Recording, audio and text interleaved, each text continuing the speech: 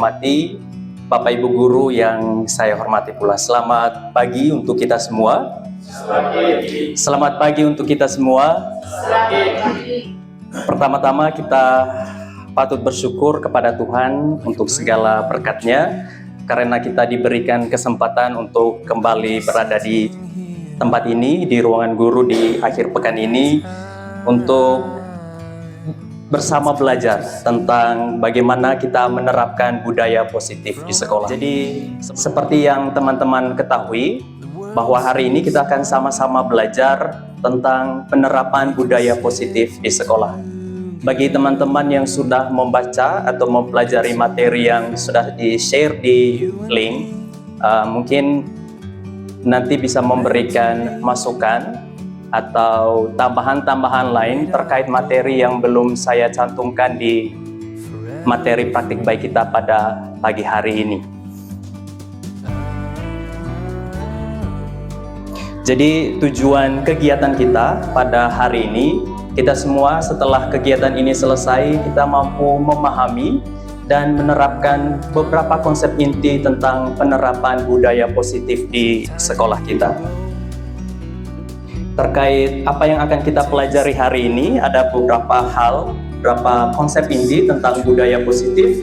Yang pertama, apa itu disiplin positif, kemudian motivasi perilaku manusia, kebutuhan dasar manusia, keyakinan kelas, posisi kontrol guru, dan segitiga restitusi.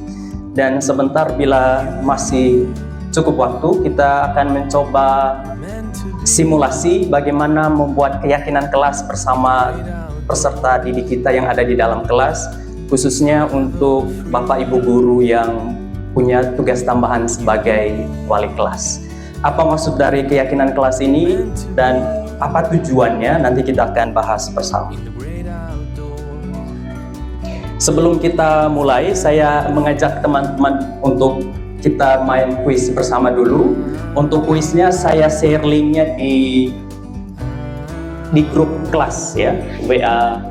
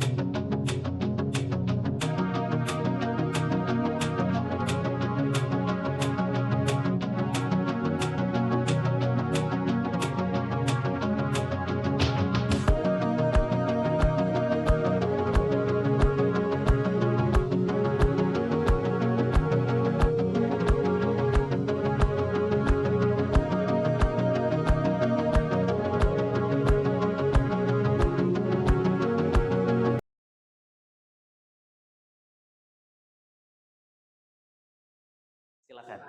Mohon beri tanggapannya terkait kesan teman-teman selama mengikuti kuis yang baru saja kita laksanakan. Hal menarik mungkin, hal yang menyenangkan. Silakan Pak Ari. Oke, terima kasih.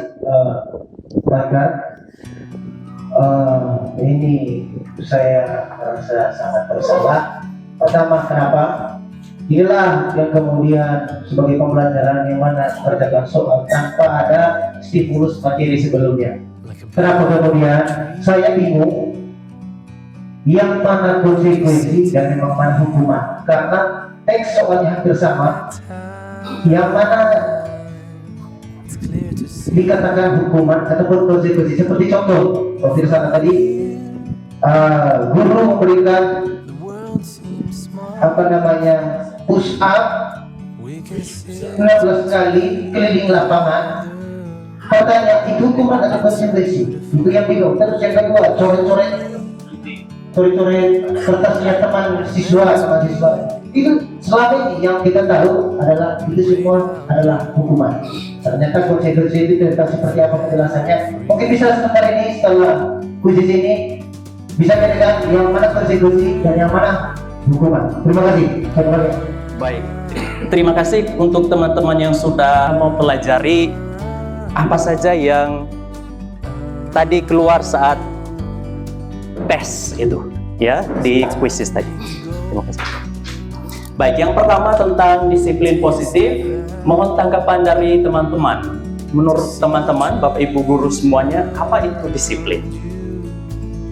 Orangnya harus disiplin. Dia orangnya disiplin.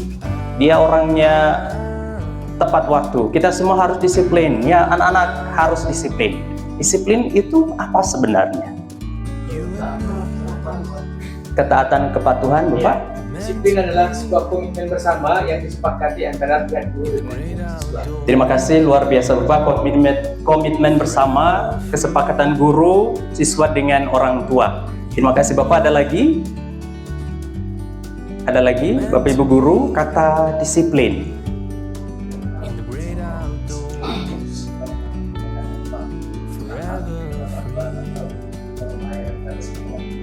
Oke, terima kasih Pak Nedi. Sikap patuh taat terhadap norma atau aturan yang telah disepakati bersama. Terima kasih untuk jawaban dari kita semua. Coba kita melihat, memang dalam budaya kita, ya, dalam kebiasaan kita, disiplin itu sesuatu yang dilakukan seseorang pada orang lain. Sesuatu yang dilakukan seseorang pada orang lain untuk mendapatkan kepatuhan. Kita cenderung menghubungkan kata disiplin dengan ketidaknyamanan. Jadi yang dimaksudkan dengan menjadi sesuatu yang dilakukan seseorang pada orang lain. Ya, seperti kalau kita di sekolah, kita membuat peraturan supaya peraturan-peraturan tersebut dipatuhi oleh peserta didik kita sehingga mereka menjadi orang-orang atau individu-individu yang disiplin. Nah, tetapi apa sebenarnya disiplin itu? Menurut Yanni Gosen, kata disiplin itu berasal dari kata Latin disiplina yang artinya belajar. Kata disiplin juga berasal dari akar kata yang sama, akar kata Latin dengan disciple atau murid atau pengikut. Nah, ini maksudnya apa? Bahwa disiplin itu artinya murid atau pengikut, bahwa kita menjadi murid atau menjadi pengikut itu tidak sekedar menjadi pengikut atau menjadi murid. Kita pasti punya alasan tertentu, punya nilai tertentu mengapa kita mengikuti orang atau kelompok tertentu. Misalnya dalam agama, misalnya dalam agama Katolik, kita pastinya punya dasar, punya nilai tertentu mengapa kita menjadi orang Katolik. Nah, itu arti kata disiplin menurut Yanni Gosen. Berikutnya, apa yang dikatakan oleh Bapak Pendidikan kita, Ki Hajar Dewantara, tentang disiplin. Dia bilang, di mana ada kemerdekaan, disitulah harus ada disiplin yang kuat. Kemerdekaan. Kemerdekaan yang seperti apa? Sesungguhnya disiplin itu bersifat self-disiplin, yaitu kita sendiri yang mewajibkan kita dengan sekeras-kerasnya, tetapi itu sama saja. Sebab jikalau kita tidak cakap melakukan self-disiplin atau disiplin diri, wajiblah penguasaan lain mendisiplinkan diri kita. Dan peraturan demikian itulah harus ada di dalam suasana yang merdeka. Merdeka yang seperti apa yang dimaksudkan oleh Ki Hajar Dewantara? Kita lihat yang di bawahnya. Merdeka itu artinya tidak hanya terlepas dari perintah, akan tetapi juga cakap buat memerintah diri sendiri. Jadi Ki Hajar Dewantara dibilang disiplin itu berarti merdeka. Ya, merdeka yang seperti apa yang dia maksudkan? Merdeka di mana kita terlepas dari perintah, tetapi kita cakap atau mampu untuk memerintah diri sendiri. Jadi lebih pada motivasi internal yang dilihat oleh Ki Hajar Dewantara. Nah, sebagai peserta, sebagai pendidik, apa yang mesti kita lakukan? Jadi tujuan kita yaitu menciptakan peserta didik yang memiliki disiplin diri, sehingga mereka bisa berperilaku dengan mengacu pada nilai-nilai kebajikan universal dan memiliki motivasi intrinsik bukan ekstrinsik. Ya, motivasi intrinsik seperti yang kita tahu itu dari dalam diri sendiri. Ya, dia berbeda dengan motivasi ekstrinsik yang berasal dari luar. Nah, berbicara tentang motivasi, selanjutnya kita akan melihat apa motivasi positif yang akan kita terapkan pada peserta didik kita. Motivasi adalah dorongan yang timbul pada diri seseorang secara sadar atau tidak sadar untuk melakukan suatu tindakan dengan tujuan tertentu. Ya, jadi menurut Diane Gosen ini, orang melakukan sesuatu itu karena ada tujuan tertentu. Motivasi seseorang untuk melakukan sesuatu itu karena mereka memiliki tujuan tertentu. Apa-apa saja tujuan-tujuan tersebut? Yang pertama, untuk menghindari ketidaknyamanan atau hukuman. Jadi orang melakukan sesuatu untuk menghindari hukuman atau ketidaknyamanan. Jadi misalnya peserta didik yang mengerjakan PR di dalam kelas sebelum pelajaran dimulai, nah itu bisa menjadi salah satu faktor mengapa mereka mengerjakan PR, yaitu karena untuk menghindari hukuman dari guru yang nanti akan memeriksa pekerjaan rumah mereka. Berikutnya, alasan yang kedua, tujuan yang kedua, untuk mendapatkan imbalan atau penghargaan dari orang lain. Kalau yang pertama tadi untuk menghindari hukuman atau ketidaknyamanan, yang kedua ini untuk mendapatkan imbalan atau penghargaan dari orang lain. Ya, seorang siswa melakukan sesuatu mungkin supaya dipuji oleh gurunya. Selalu mengerjakan PR tepat waktu, ya mungkin dia mau mendapatkan imbalan dari gurunya tersebut. Dan tujuan yang ketiga, untuk menjadi orang yang mereka inginkan dan hargai diri sendiri dengan nilai-nilai yang mereka percayai. Jadi ini yang kita harapkan ada di dalam diri kita masing-masing dan juga di dalam diri peserta didik kita, bahwa kita percaya. Baik, dari ketiga nilai ini, bisakah teman-teman mengidentifikasi mana motivasi intrinsik dan mana motivasi ekstrinsik dari ketiga tujuan motivasi ini? Misalnya yang pertama, apakah itu motivasi intrinsik atau ekstrinsik?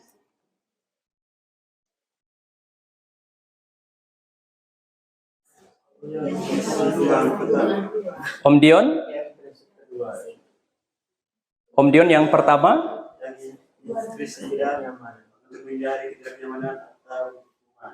Oke. Oke, terima kasih Om Dion. Yang dua di dalamnya, yang dua di bawahnya itu intrinsik, begitu Om Dion? Oh, ekstrinsik. Baik, terima kasih. Ada lagi? Oke, untuk yang tujuan yang pertama dengan kedua, menurut saya dia termasuk ke dalam motivasi intrinsik atau yang berasal dari dalam diri. Sedangkan yang ketiga itu merupakan motivasi ekstrinsik atau yang berasal dari luar. Oke, baik, terima kasih. Pak Ari? Yang tujuan pertama dan kedua itu bagian daripada ekstrinsik, sedangkan yang terakhir adalah Oke, baik, terima kasih Pak Fisher. Oke, ada dua versi jawaban di sini. Ya, jadi menurut Ibu Metil tadi yang pertama, yang kedua itu intrinsik, yang ketiga ekstrinsik. Menurut Pak Ari sama Pak Fisher yang 1 dan 2 itu ekstrinsik, yang ketiga intrinsik. Seperti itu. Ada teman-teman yang punya jawaban lain? Oke, jadi sekali lagi intrinsik itu berarti berasal dari diri sendiri, terlepas dari pengaruh orang lain. Pengaruh yang dimaksud itu bisa berupa hukuman atau bisa berupa ujian atau imbalan. Ya, jadi bisa kita simpulkan yang pertama dan yang kedua itu masih bersifat ekstrinsik. Ya, karena kita takut hukuman, ya, kemudian karena kita ingin imbalan dari orang lain. Sedang yang ketiga itu karena kita mempunyai keyakinan atau mempunyai nilai dalam diri kita sendiri. Misalkan kita memiliki nilai, saya seorang yang disiplin. Ya, berarti kalau saya ke sekolah itu bukan karena saya nanti dipuji oleh guru saya, tidak, karena memang saya orang yang disiplin. Itu yang kita harapkan. Berikut teman-teman, mari kita lihat alasan lain mengapa seseorang atau mengapa kita peserta didik itu melakukan sesuatu, khususnya tentang mungkin pelanggaran-pelanggaran yang kita atau peserta didik kita lakukan selama di sekolah, yaitu tentang 5 kebutuhan dasar manusia, 5 kebutuhan dasar peserta didik, dan juga 5 kebutuhan dasar kita sebagai guru manusia pada umumnya. Ada Bapak Ibu guru yang tahu 5 kebutuhan dasar kita apa-apa saja? 5 kebutuhan dasar manusia? Sekunder, primer. 5 kebutuhan dasar ya, yang paling dasar, yang paling basic, yang mungkin tanpa 5 kebutuhan ini mungkin kita tidak bisa menjadi manusia yang seutuhnya. Jadi ini yang paling dasar kebutuhannya. Kebutuhan akan rasa aman. Benar sekali. Ada lagi? Pak Gordi? Kebutuhan akan kasih sayang. Ada lagi? Keinginan. Fisiologis. Ada lagi teman-teman? Baik, terima kasih, semua jawabannya benar ya. Kita lihat yang paling pertama itu kebutuhan bertahan hidup. Apa itu? Kebutuhan yang bersifat fisiologis untuk bertahan hidup, misalnya kesehatan, rumah, makanan. Nah, ini termasuk kebutuhan dasar kita, yaitu kebutuhan bertahan hidup. Yang kedua, seperti yang disampaikan tadi oleh teman-teman, kebutuhan akan kasih sayang dan rasa diterima. Kebutuhan untuk disayangi dan diterima meliputi kebutuhan akan hubungan dan koneksi sosial. Kebutuhan untuk memberi dan menerima kasih sayang, dan kebutuhan untuk merasa menjadi bagian dari suatu kelompok. Yang berikutnya ada kebutuhan penguasaan. Kebutuhan ini berhubungan dengan kekuatan untuk mencapai sesuatu. Menjadi kompeten, menjadi terampil, diakui atas prestasi dan keterampilan kita, didengarkan dan memiliki rasa harga diri. Yang berikutnya kebutuhan kebebasan, kemandirian, otonomi, memiliki pilihan dan sebagainya. Dan yang terakhir kebutuhan kesenangan, kebutuhan untuk mencari kesenangan, bermain dan tertawa. Jadi kelima kebutuhan ini merupakan kebutuhan dasar kita sebagai manusia. Nah, mari kita lihat sama-sama. Ketika seorang murid melakukan suatu perbuatan yang bertentangan dengan nilai kebajikan atau melanggar peraturan, hal itu sebenarnya dikarenakan mereka gagal memenuhi kebutuhan dasar mereka. Nah, ini yang mungkin kurang menjadi fokus kita selama ini. Ketika kita melihat siswa yang nakal, ketika kita melihat siswa yang bandel, melakukan kesalahan berulang-ulang, yang kita tahu bahwa siswa ini kita cap sebagai orang yang nakal atau yang tidak disiplin. Ternyata bisa jadi alasan dari kenakalan mereka itu karena ada kebutuhan dasar yang tidak terpenuhi. Mungkin ini juga yang menjadi motivasi atau alasan dibalik perbuatan-perbuatan kita sehari-hari. Ya, karena yang namanya kebutuhan dasar itu bukan peserta didik kita, tetapi ya kita juga. Ya, kita bisa lihat misalnya postingan. Nah, sekarang kita masuk ke praktik disiplin. Nah, ini yang perlu kita fokus, ya, perlu mendapat perhatian khusus dari kita tentang bagaimana kita mengendalikan peserta didik kita, mengendalikan perilaku kita, bagaimana kita mengontrol perilaku peserta didik saat mereka melakukan suatu pelanggaran yang ada di sekolah atau yang ada di dalam kelas. Nah, sebagai guru, itu kita memiliki 5 posisi kontrol dalam mendisiplinkan peserta didik kita ketika mereka melakukan pelanggaran. Yang pertama itu sebagai penghukum, yang kedua pembuat rasa bersalah, yang ketiga sebagai teman, posisi yang keempat pemantau, dan yang kelima manajer. Kita akan melihat bersama mana yang sering kita terapkan dan mana yang seharusnya kita terapkan supaya tercipta disiplin positif di dalam peserta didik. Nah, sekarang kita lihat yang pertama sebagai penghukum. Nah, seorang penghukum bisa menggunakan hukuman fisik maupun verbal. Kalimat yang digunakan seorang yang penghukum Yang pertama, patuhi aturan saya atau awas. Ya. Kemudian kamu selalu saja salah. Nah, kita lihat hasilnya teman-teman. Kemungkinan murid marah dan mendendam atau bersifat agresif. Ya, dendamnya itu mungkin bukan kepada kita. Ya, bisa jadi kepada teman-temannya. Misal mereka berantem 2 orang, ya, bisa jadi dendamnya itu sama si korbannya. Seperti itu. Lalu bisa jadi sesudah kembali duduk, murid tersebut akan mencoret-coret bukunya atau meja tulisnya. Dan lebih buruk lagi, sepulang sekolah murid melihat motor atau mobil bapak ibu guru dan akan menggores kendaraan tersebut dengan paku. Selanjutnya teman-teman, kita lihat sebagai pembuat rasa bersalah. Kontrol kita sebagai guru, sebagai orang yang membuat siswa itu merasa bersalah. Seperti apa? Posisi ini biasanya guru akan bersuara lebih lembut. Pembuat rasa bersalah akan menggunakan keheningan yang membuat orang lain merasa tidak nyaman, bersalah, atau rendah diri. Jadi lembut, tetapi membuat siswa itu merasa rendah diri, ya bersalah misalnya. Ibu sangat kecewa sekali dengan kamu. Lalu, berapa kali Bapak harus memberitahu kamu ya? Gimana coba kalau orang tua kamu tahu kamu berbuat begini? Nah, kalau kalimat-kalimat seperti ini kan, apalagi kalau siswa itu ada siswa yang baik, siswa yang disiplin, tetapi karena satu pelanggaran, kita mengucapkan kata-kata yang ibu sangat kecewa sekali dengan kamu. Nah, kalimat-kalimat ini membuat perasaan bersalah di dalam peserta didik. Setelah mendengar kalimat itu, mungkin dia akan merasa benar-benar bersalah, tertunduk, tertegun, ya. Mungkin setelah itu dia merasa, aduh, jangan sampai setelah ini ibu tidak suka lagi dengan saya atau hal-hal yang lain. Ya, kita lihat hasilnya, murid akan merasa bersalah.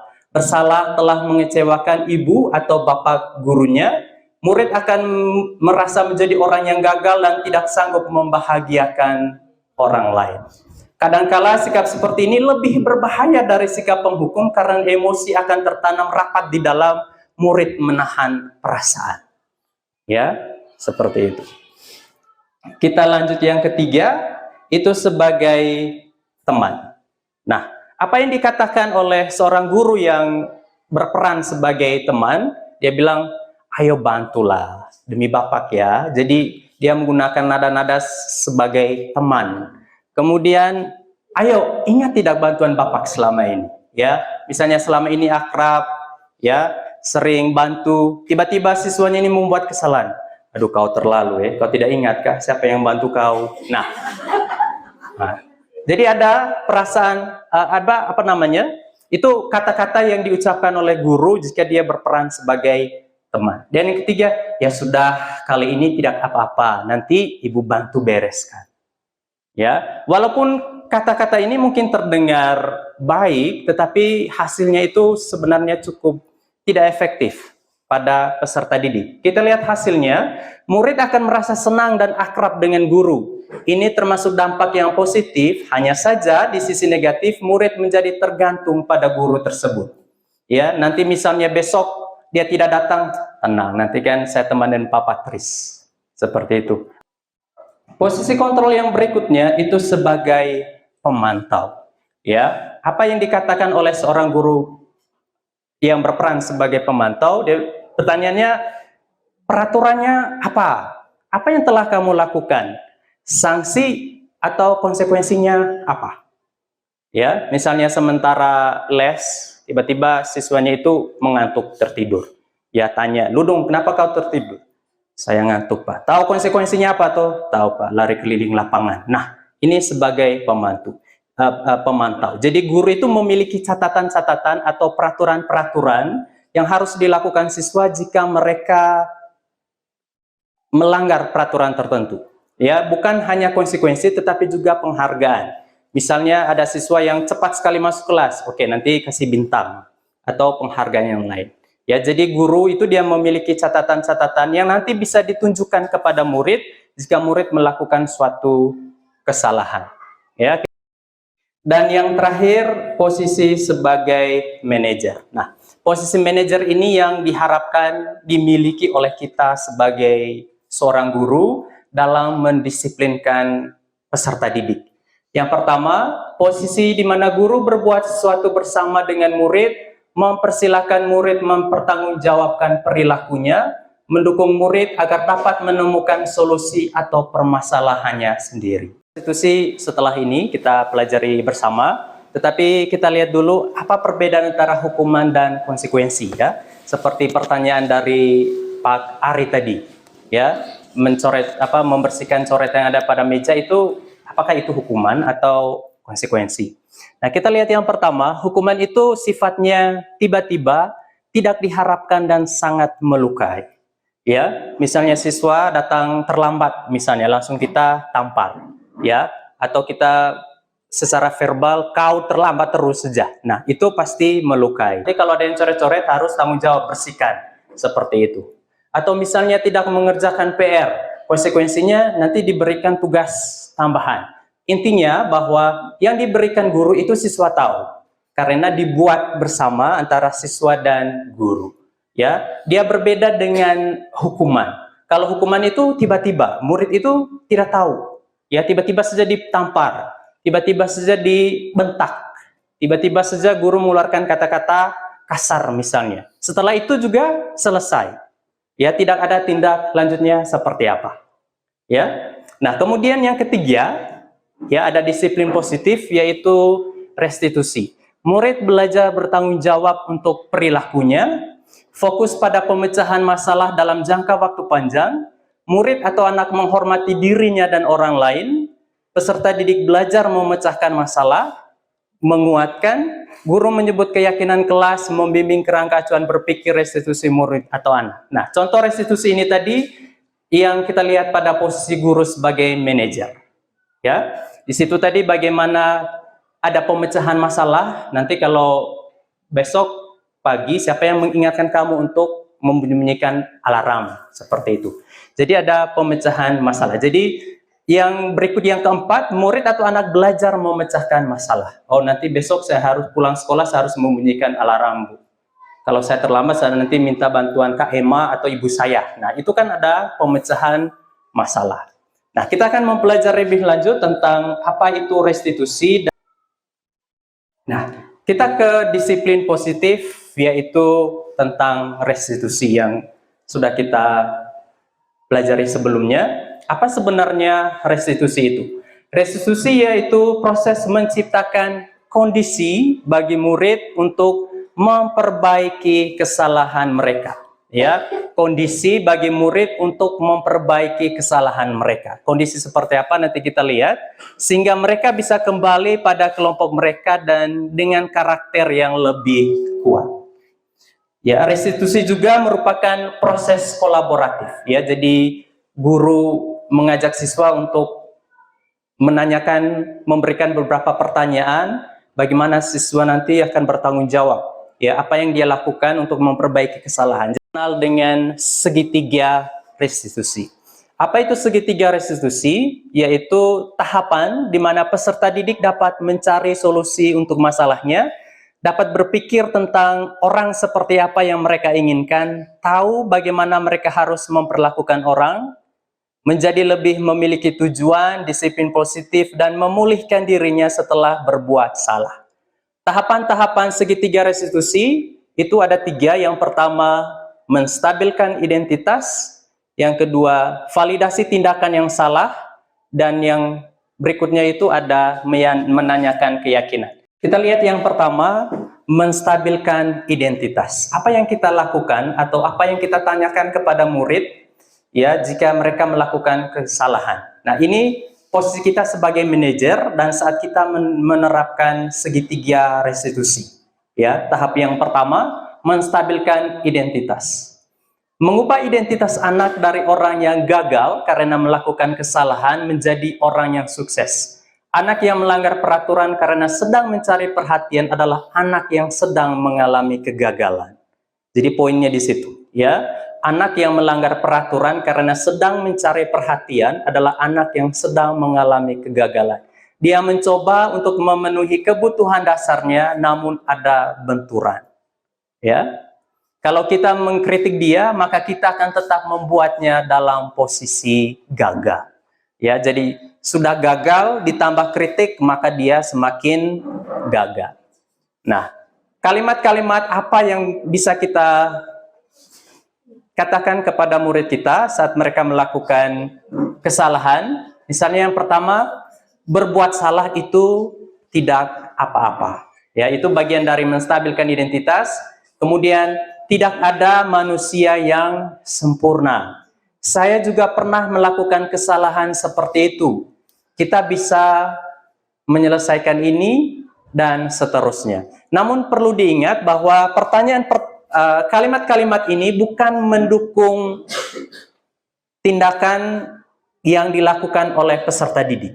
Ya, misalnya berbuat salah itu tidak apa-apa. Bukan berarti kita mendukung apa yang dilakukan oleh peserta didik, kesalahan yang dibuat. Tetapi kita mencoba untuk menstabilkan identitas bahwa memang manusia tidak ada yang sempurna. Validasi tindakan yang salah, ada siswa yang tertidur selama pembelajaran.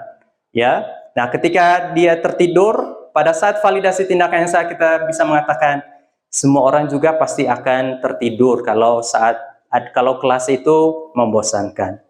Pak guru, Bapak juga kalau lesnya membosankan pasti ngantuk, pasti tertidur. Nah, di sini kita memvalidasi tindakan. Ya. Dan langkah yang berikutnya yaitu menanyakan keyakinan. Entah itu keyakinan diri dari seorang siswa atau keyakinan kelas yang sudah dibuat bersama antara guru dan peserta didik. Ya. Seperangkat nilai dan prinsip yang disepakati bersama oleh guru dan siswa untuk memandu perilaku dan interaksi di dalam kelas. Nah, jadi kalau ada siswa yang membuat kesalahan atau melanggar peraturan, kita menanyakan keyakinan kelas ini. Ya, karena keyakinan kelas ini yang memandu perilaku antara siswa dengan guru yang ada di dalam kelas. Kalau kita tadi perhatikan pada saat posisi manajer dan juga pada saat segitiga resusitasi tadi, guru menanyakan keyakinan kelas. Keyakinan kelas apa yang sudah kamu langgar? Paling pertama, semoga bisa dibaca ini, mempersilahkan warga sekolah atau murid-murid di sekolah kelas untuk bercurah pendapat tentang peraturan yang perlu disepakati di sekolah atau kelas. Keyakinan ini itu bukan hanya keyakinan kelas, ya, bisa juga dalam bentuk keyakinan sekolah. Nanti mungkin misalnya Bapak Kepala Sekolah mengundang semua guru-guru dan beberapa siswa untuk membuat keyakinan sekolah kita. Ya, sehingga nanti kalau ada melanggar peraturan atau apa, nah kita lihat lagi keyakinan sekolah yang sudah kita buat. Tetapi kita fokus dulu dalam lingkup kecil di kelas. Jadi yang pertama, mempersilahkan warga sekolah untuk bercurah pendapat tentang peraturan yang perlu disepakati di kelas. Setelah itu yang ketiga, susunlah keyakinan kelas sesuai prosedur pembentukan keyakinan kelas. Gantilah kalimat-kalimat dalam bentuk negatif menjadi positif. Jadi keyakinan kelas itu bunyinya atau kalimatnya itu kalimat-kalimat positif, bukan negatif. Kalimat negatif misalnya, jangan membuang sampah sembarangan. Itu kalimat negatif. Kalimat positifnya, membuang sampah pada tempatnya. Dan yang berikut, ini tentang nilai kebajikan universal. Tujuan dari kita membuat keyakinan kelas itu tadi, supaya terciptanya siswa-siswa yang memiliki karakter profil pelajar Pancasila. Ya, beriman, bertakwa kepada Tuhan Yang Maha Esa dan Berangkat Mulia, berkebinekaan global, gotong royong, kreatif, bernalar kritis, dan mandiri. Jadi tujuan ya akhirnya itu agar peserta didik memiliki nilai kebajikan universal yang diakui ya, yang ada di dalam kurikulum kita saat ini. Ya.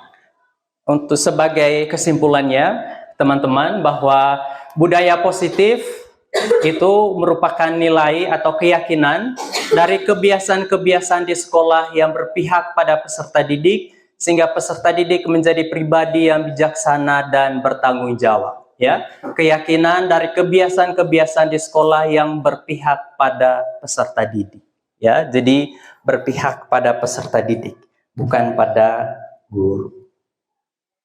Mungkin itu saja untuk pemaparan materi terkait disiplin positif atau budaya positif di sekolah. Ini ada satu. Selamat pagi anak-anak. Bagaimana kabar kalian hari ini? Semua dalam keadaan super? Semua dalam keadaan sehat walafiat? Oke. Baiklah anak-anak, hari ini kita akan membuat keyakinan kelas kita.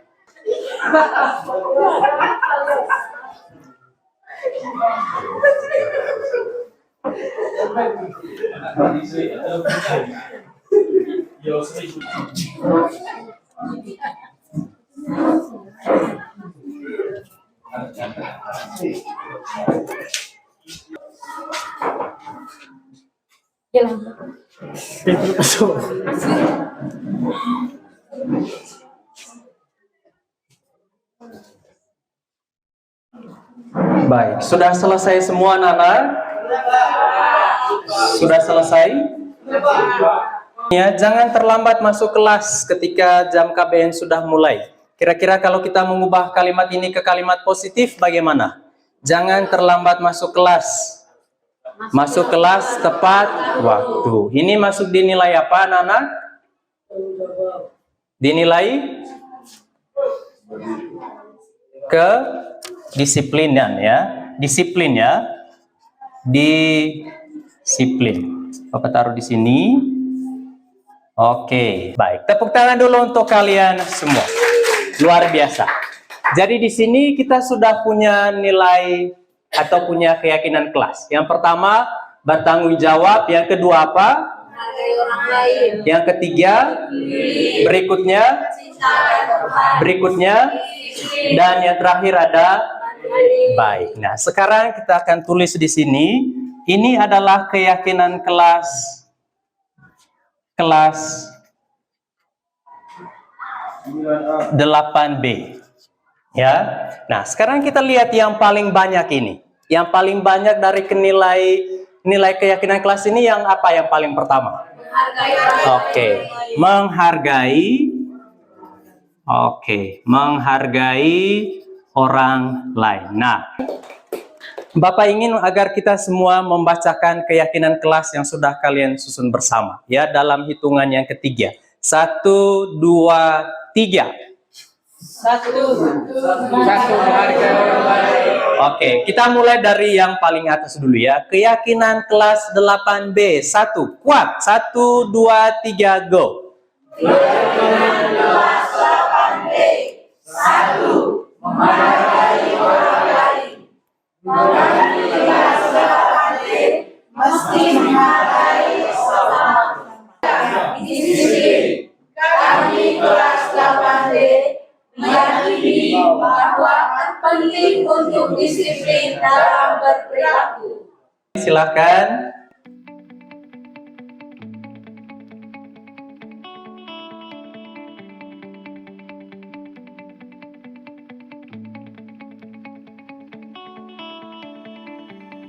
Oke, terima kasih untuk atensinya. Saya mengucapkan banyak terima kasih. Mungkin ada pertanyaan, silakan.